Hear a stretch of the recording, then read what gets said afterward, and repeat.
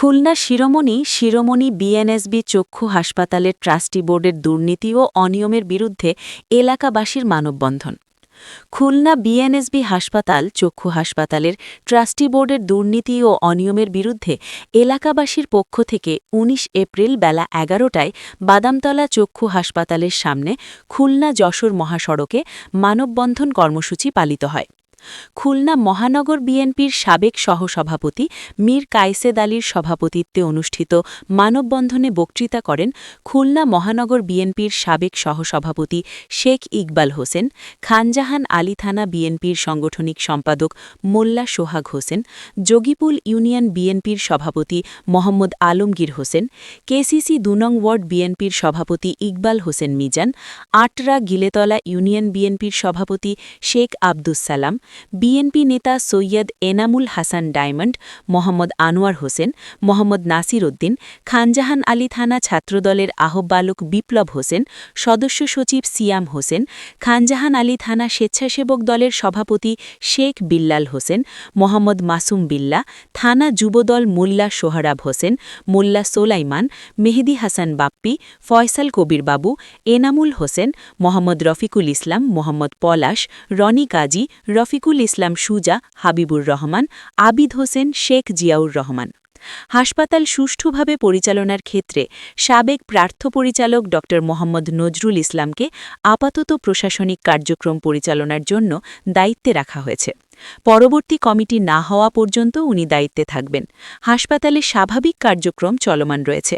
স্থানীয় সংসদ সদস্য আলী আজগর নবীর নির্দেশনায় মহানগর বিএনপির সাবেক সহসভাপতি শেখ ইকবাল হোসেন, মীর কায়েসেদ আলী এবং খানজাহান আলী থানা বিএনপির সভাপতি কাজী মিজানুর রহমানকে হাসপাতালের সার্বিক পরিচালনার জন্য দায়িত্ব প্রদান করেছেন। এরই ফলশ্রুতিতে হাসপাতালের কার্যক্রম স্বাভাবিকভাবে পরিচালিত হচ্ছে। মানববন্ধন কর্মসূচিতে নেতৃবৃন্দ বলেন, আগামী ২২ তারিখের মধ্যে দুই পক্ষের মধ্যে সুষ্ঠু সমাধান না হলে ফুলবাড়ি গেট থেকে ফুলতলা পর্যন্ত অচল করে দেওয়ার ঘোষণা দেন। বলেছিল যে আমি আগামীকাল আপনাদের হাসপাতালে যাব পরিদর্শন করার জন্য, আপনি ব্যবস্থা গ্রহণ করেন।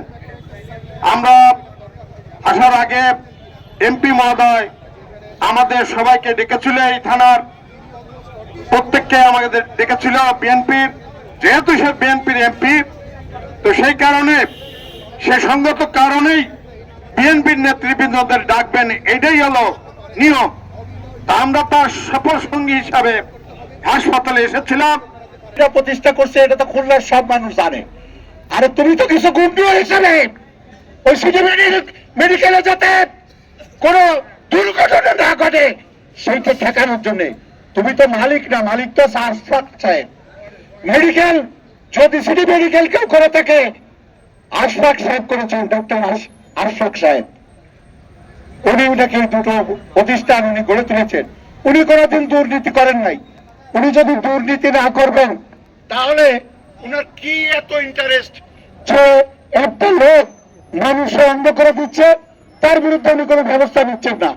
তাকে এখান থেকে দায়িত্ব থেকে তার অনেক আগে চাকরি নিয়ে শেষ হয়ে গেছে। ওনার সে বাবলু সাহেবের কাছে দুঃখ প্রকাশ করেছে, আমরা নিজেরাও করেছি। আমরা কোনো মত তৈরি করতে করিনি, আমরা চোখ হারা মানুষের পক্ষে কথা বলেছি, আমরা চাকরি হারা বিএনপির কর্মীদের পক্ষে কথা বলেছি।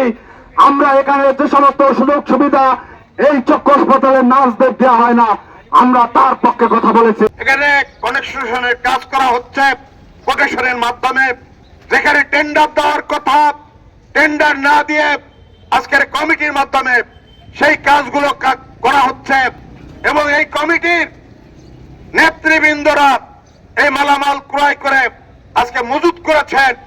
এই জায়গাটা প্রমাণ আপনারা হাসপাতালের ভিতর গেলে পাবেন। কনফারেন্স রুম, আমি তো এখানে মত বিনিময় সভা করব, কনফারেন্স রুমটা কেন খোলা হয়নি? তখন তার কোনো জবাব তারা দিতে পারেনি। তারা ইচ্ছাকৃতভাবেই কনফারেন্স রুমটি বন্ধ করে রেখেছে।